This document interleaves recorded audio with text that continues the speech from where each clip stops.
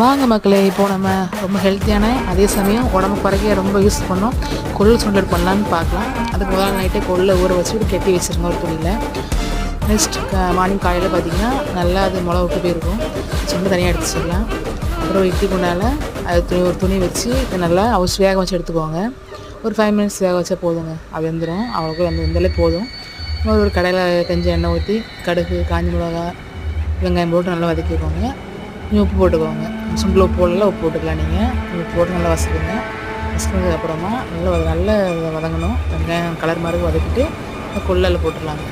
கொள்ளை போட்டுட்டு அதுக்கப்புறம் தேங்காய் திருவி போடணுங்க. தேங்காய் திருவி வச்சுக்கோங்க. ஒரு கப்பு தேங்காய் போடலாம், உங்கள் சைஸ் போடாமல் இருக்கலாம். போட்டிங்கன்னா உடம்பு ரொம்ப நல்லதுங்க. தேங்காய் சாப்பிட்டு உடம்பு ஏறிக்கிறதுக்காக ரொம்ப தப்பு. உடம்பு ஏறாதுங்க, ரொம்ப உடம்பு கெடுத்திங்க. தேங்காய் சேர்த்துக்கோங்க. சேர்த்து நல்லா திண்டிங்கன்னா அவ்வளோதாங்க, கொள்ளு சுண்டல் ரெடி. Weekly 2 times